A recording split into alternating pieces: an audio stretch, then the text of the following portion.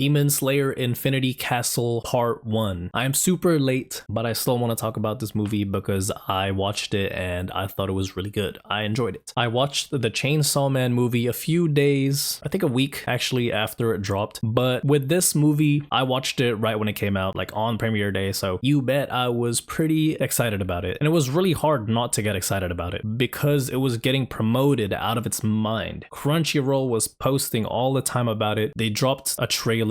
The fans pretty much promoted it for them as well, because when the trailer came out, everybody was posting about it. They were saying like, oh my goodness, yo, this is gonna be so sick. Look at how cool it looks already. And I thought it was really cool too, so I was super excited to watch it. I'm just gonna get it out of the way. The freaking animation was so good. Everybody knows the studio, I don't know how to pronounce it, ufotable. Everybody knows that they make bangers when it comes to animations. And there is a joke about how they have an unlimited budget, but that's actually true. How do they keep outputting and delivering such high quality every time, especially in this movie? Think about everything Demon Slayer, but taken to the max. That's basically what this movie was. Everything you've already seen in Demon Slayer. The Tanjiro versus Rui fight. Tengen and Tanjiro versus Gyutaro. Like, think of that. And think of everything you've already seen about Demon Slayer, but taken beyond its limits. That's what this movie was. It was absolutely insane. I really don't get why Demon Slayer gets the hate that it gets. Yes, it has a lot of fans, but it also has a lot of haters. For no reason, I think. Yes, the story is generic, but nobody has said anything different. I don't think I've heard a single person say that Demon Slayer's story is revolutionary or insane or like better than Attack on Titan, stuff like that. It's a good story, it's simple and easy to understand. That's what it is. But it's fun to watch and executed and done very well. So I don't know why people hate on it. They say like, oh, the story is so bad it's carried by animation. Yes, it is. You don't have to hate on it though, because no one says otherwise. But yeah, this movie is pretty much the same. It's, you know, a generic story. It's got the generic tropes, right? It's like, this demon killed someone I know, or this demon is somehow associated with me and my past, so now I'm gonna fight them, or we're gonna fight them. You know, it's like that. But it's done well, and it's fun to watch. And yes, it is pretty much carried by animation, and that is an understatement. And I've already said it, but the animation is so good. And this whole movie is pretty much action. The runtime is like 2.5 hours or something, and it's all just well animated fight scenes. Pretty much everything about the visuals was really good. It was smooth animation. They used CG, but it didn't look out of place and it didn't look ass. I know CG gets a lot of hate in anime, but Demon Slayer did it right. The Infinity Castle had elements that were CG, and there's this one scene in the Akaza, Giyu, and Tanjiro fight where like the scene low-key like changes, and that's CG, but it was so beautiful and it was integrated into the show so well that you couldn't even really tell how different it looked. It just looked amazing. Everything looked really good. Bro, all of the fight scenes were really cool. So we had Shinobu and Doma, Zenitsu and Kaigaku, and Akaza versus Tanjiro and Giyu. All of those were sick. They had a good length, and there were some side fights that were just freeze frames low-key, and they took shortcuts, but that doesn't even matter because the three big fights were all bangers. Like Shinobu, she fought her heart out. And spoilers, despite losing, she did her best. And I was already feeling that she was gonna lose, bro. I was like, there's no way her little needle poisons was going to beat Upper Moon 2, I think. She was like poking him with poison. I was like, dude, there's no way she's gonna win like that. There's no way she's gonna poison this dude with her sword. I was like, yeah, she's cooked. And now Kanao might be cooked too. I saw her walk in, she was seeing red. I was like, gang, you gotta leave, you gotta go. And Doma was a pretty cool villain as well. He's pretty much just a walking red flag. Like, he's a pretty boy, but I don't think there's anything good about him. That guy's just downright crazy. Even since he was a human, he's just straight weird, bro, and insane. And then there's Zenitsu and Kaigaku. Zenitsu was freaking sick in this movie. He was super locked in, and usually he's locked in when he's asleep, but this time he's wide awake, eyes wide open, and then he beat the crap out of his buddy. He saved his best move for last, right when the villain thought he was about to win. And then Tanjiro and Giyu versus Akaza. That fight was the longest, had the most animations, had the most hands, the most moves used. You know, it was sick. That was the main fight out of the main fights, and that did not disappoint either. That one was a freaking banger. Tanjiro and Giyu pulled out all the moves out of their arsenal. They all showed their battle IQs, they all showed their adaptabilities, and just all their skills. And then Akaza's wife saved him at the end, as well as Tanjiro and Giyu. Shout out to Koyuki, she saved all three of those characters.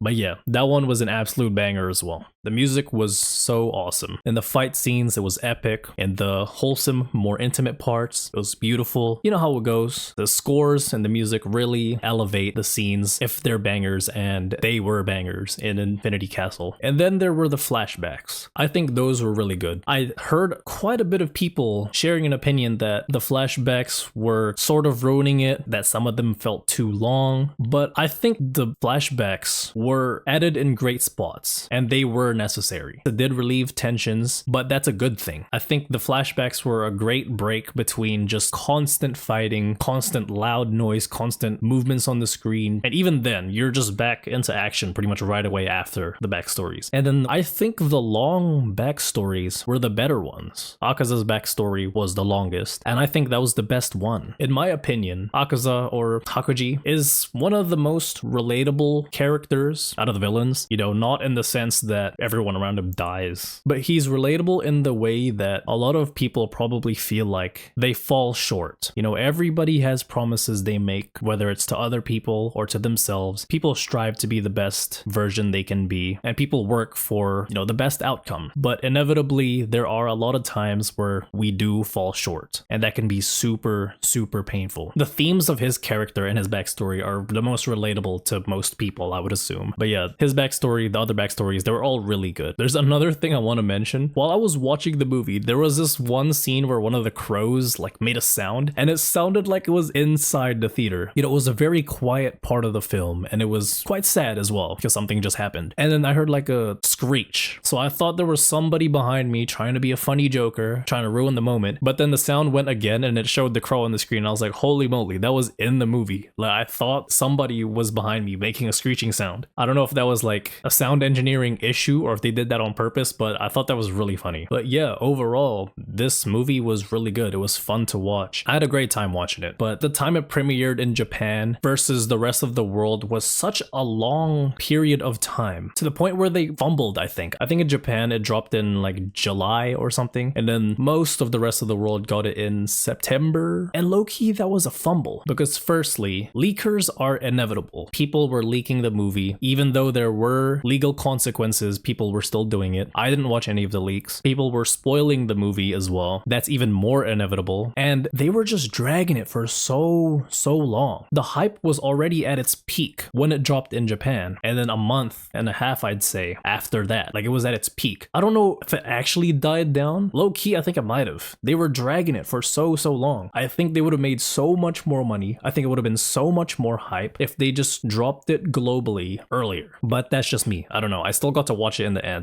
and I did enjoy it. The animation was good. The fight scenes were really good. And it's making me really excited for future anime movies, as well as the future Demon Slayer movies. Because like I said in my Chainsaw Man movie video, Chainsaw Man movie and Demon Slayer's movie are setting the standard for future anime films. So that's super exciting. I enjoyed watching Demon Slayer. I enjoyed watching Chainsaw Man. I'm going to enjoy watching Jujutsu Kaisen. So yeah, you know, it's looking really peak in the upcoming future. But yeah, this movie was great. It was worth the hype, I'd say. And that's all for me. Bye. I'm on this shit, but I think I'm sick. I got the lick, but I need to eat a phantom text. I lose the aura, the rope max.